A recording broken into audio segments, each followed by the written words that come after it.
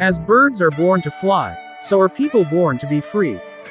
The Indo-Naga peace process has reached a crucial stage, and it is of utmost importance for the future of both our peoples that a just and honourable solution is reached as soon as possible. We believe that the Indian people have just as much to gain from a negotiated settlement as the Naga people. Therefore, it is essential that Indian people inform themselves of the issue at stake. Unfortunately, the media does not often play a positive role in informing the public about the real facts, and most Indians seem to be ignorant of both the history of the Naga people and the political issues involved in the talks. On the whole, the government of India has made a sincere effort at understanding the Naga people. On July 11, 2002, in a joint communique, the government of India officially recognized the unique history and situation of the Nagas. What is this unique history and situation of our people? We will attempt to answer some of the most frequently asked questions by Indians. We hope this will clarify some of the past misunderstandings and clear the way for future dialogue between our peoples. 1. What is the unique about the history of the Naga people? The Naga nation consists of more than 60 tribes, each with its own language and culture, and yet, they are united by their shared history against foreign domination, and the dream of living as one people, one nation. The Nagas are the original settlers on their homeland, and their territory has been well demarcated from time immemorial. The uniqueness of the Naga people lies in the fact that they have continued to live as a united people, despite the fact that its lands have been illegally divided by the British by an international boundary between India and Myanmar. Nagaland was never a part of India and Burma by consent or conquest. 2. What do you mean that the Nagas continue to live as one people? The Nagas have continued to evolve modern political institutions and organizations in consonance with the democratic principles of Naga society.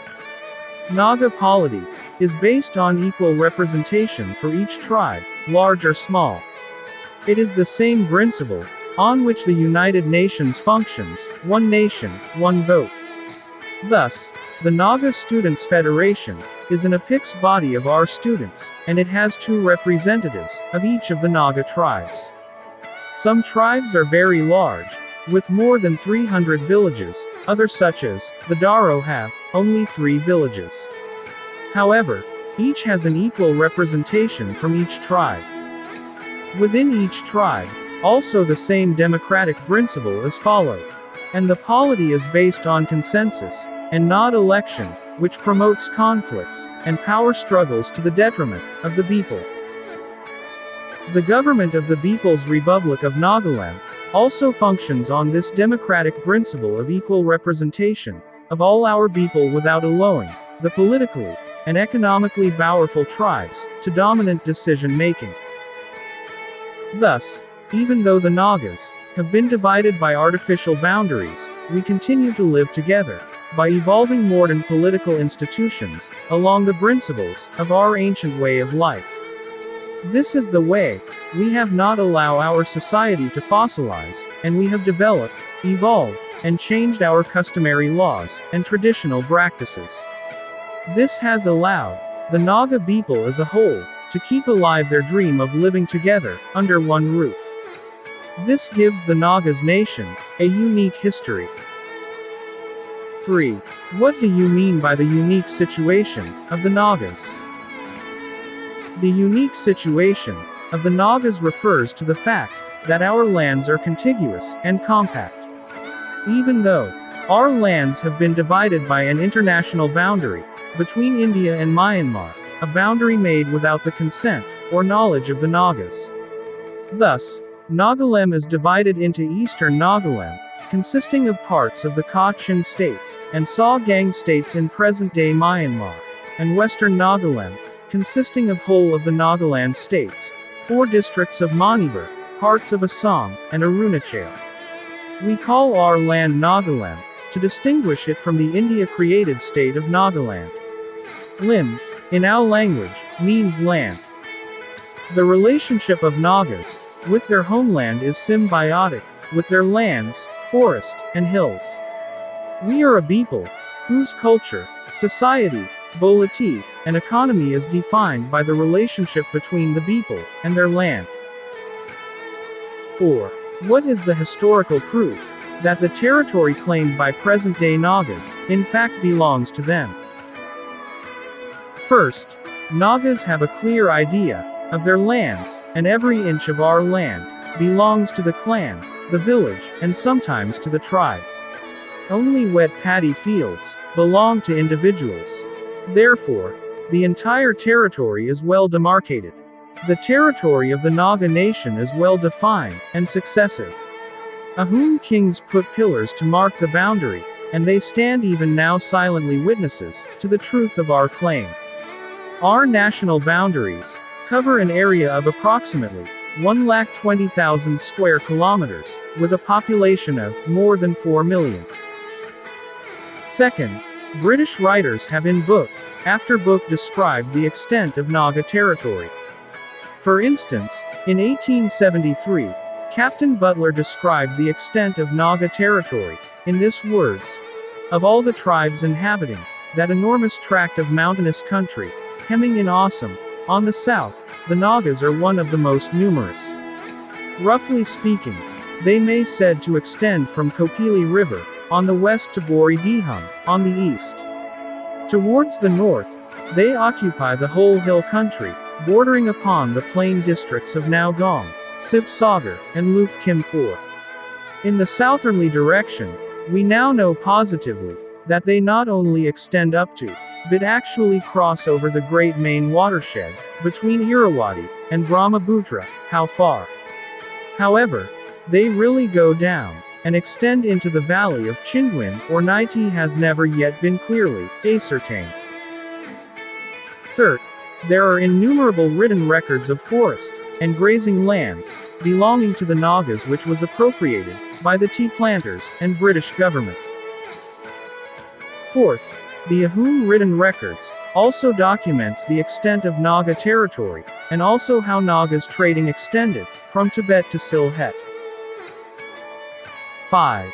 When did the Nagas demand to live under one roof? The longing of the Naga people to live under one roof was expressed long before India attained its freedom from British colonialism. On January 10, 1929, the Nagas submitted a memorandum to the Indian Statutory Commission, popularly known as the Simon Commission, demanding that Nagas be recognized as a distinct people and nation. In 1932, the Nagas of Tamenglong, under the leadership of the legendary Jadonong, and his sister Rani Gaidalu fought for the right of Nagas, living under the Manipur Maharaja, to live separately. On August 15, 1948, the Mao Nagas launched a no-tax campaign against the government of Manipur, in support of their demand that the Naga areas in Manipur be merged with the Naga Hills, in Assam. In 1949, leaders of the Naga National Council entered into a 10-point agreement with Sir Akbar Hydari, the then governor of Assam. Point 6 stated quite clearly, and unambiguously, to bring under one unified administrative unit, as far as possible all Nagas. All the areas so included will be within the scope of the proposed agreement. In May 1951, Nagas from all over Nagaland voted in a voluntary plebiscite in favor of a sovereign state. All Naga groups, organizations, such as the Naga Hoho, Naga Students Federations, Naga Mothers Association, Naga People Movement for Human Rights, United Naga Council, Manipur, and members of Naga civil society, have all unitedly taken a stand that unification of all Naga areas is a must for any political settlement. 6. But you already have Nagaland state, so why are you demanding for a greater Nagaland? Neither the NSCN, nor any Naga organization, has ever demanded an inch of land belonging to any other states, or people. So there is no question of Nagas demanding a greater Nagaland. We are only demanding what is historically ours, legally, and morally ours, nothing less, and nothing more. Those who want to carry out their disinformation campaign have vilified our demand for the unification for our lands as a demand for greater Nagaland.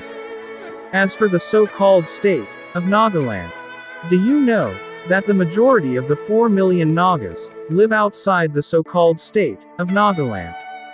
Beside the creation of the Nagaland state, a part of India's counter-insurgency campaign to divide the Nagas and break our solidarity. The Indian intelligence officers created the Naga People's Conference, and it was the NPC which made the demand for the Nagaland state. The NNC had the full support and backing of the people, and this was acknowledged by British and Indian writers.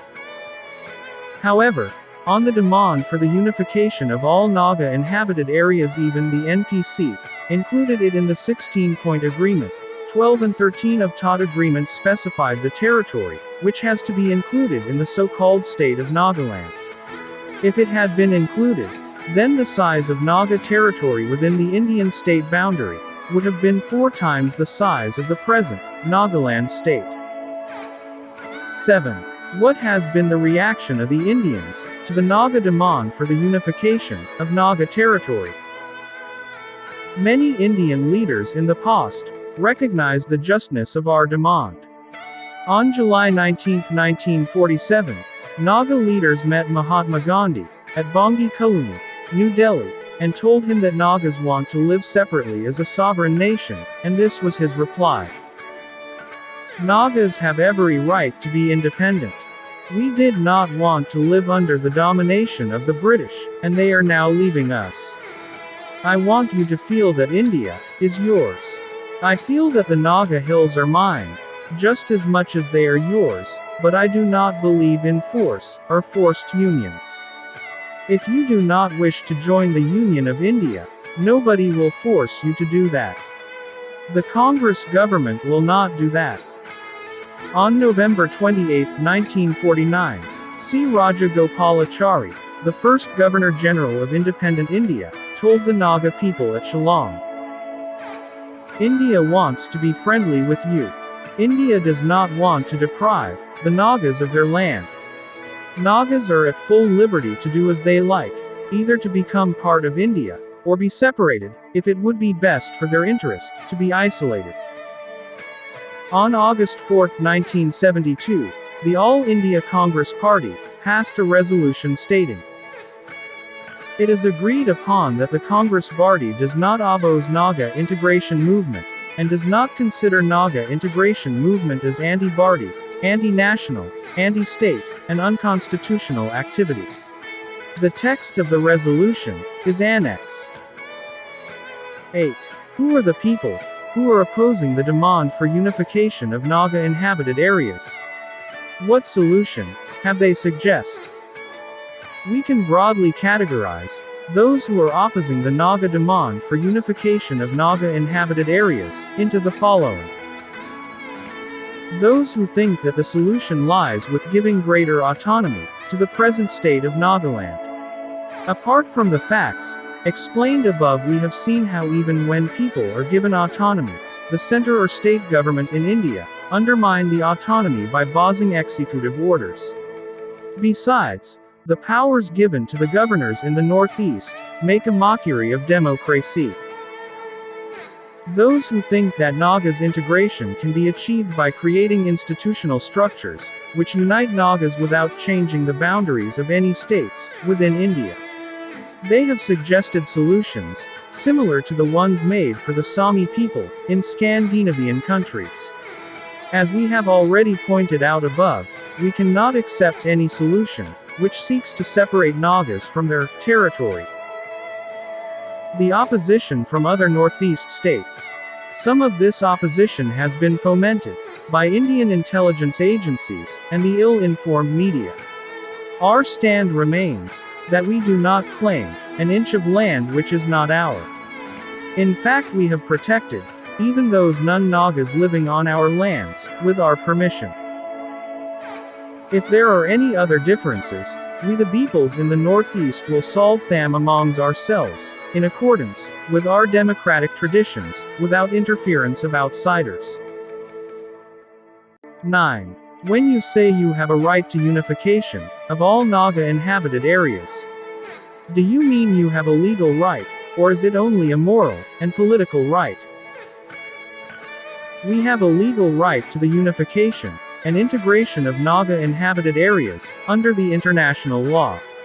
Article 1 of both the UN Human Rights Covenant states, all peoples have the right of self-determination. By virtue of that right, they freely determine their political status, and freely pursue their economic, social, and cultural development. Nagas have never accepted being a part of Indian Union. In our eyes, the Indian and Myanmarese presence on our territories is that of an occupation force. Indians look upon the demand for Naga sovereignty as a demand for secession. Even before the liberation movement of Bangladesh, India supported the Tibetan people's struggle for self-determination. Independent India's first president, Rajendra Prasad, said in a speech at Gandhi Maidan, Patna on October 24, 1962, freedom is the most sacred boon. It has to be protected by all means, violent or non-violent. Therefore, Tibet has to be liberated from the iron grip of China, and handed over to the Tibetans. 10. Many Indians have UX. What can they do to help resolve the Indo-Naga conflict? Many Indians' friends are convinced that the Nagas' demand for unification of Naga inhabited areas has a historical, moral, legal, and political foundation. They are convinced that it is a just demand. We are encouraged to see so many young Indians who can look at the Naga demand with an objective eye. Moreover, these Indian friends have come to realize that the Naga demand for the unification and integration of Naga inhabited lands is neither a threat to India's sovereignty, nor is it a threat to our territorial integrity. We are happy to see how Indians have started speaking out against human rights violations of Naga people, and they even came to Bangkok and sat in the court to show solidarity with Mr. Thungkaling Maiva, our General Secretary, when he was arrested on the instigation of Indian intelligence services. 3 former Prime Minister of India even wrote an appeal to both Indian and Thai authorities to release Mr. Maiva. To all those Indian friends, we offer our hands in friendship, and hope they will convince more and more Indians of our views. This itself will help remove distrust and suspicion that has grown because of the disinformation campaigns run against our movement and our organization. On our part, we can pledge, as we have done before, that we will leave no stone unturned to ensure that the peace process ends in just and honorable political settlement, which will bring our people close. Please share the video and let the world know the unique history of Nagaland. Long live Nagaland!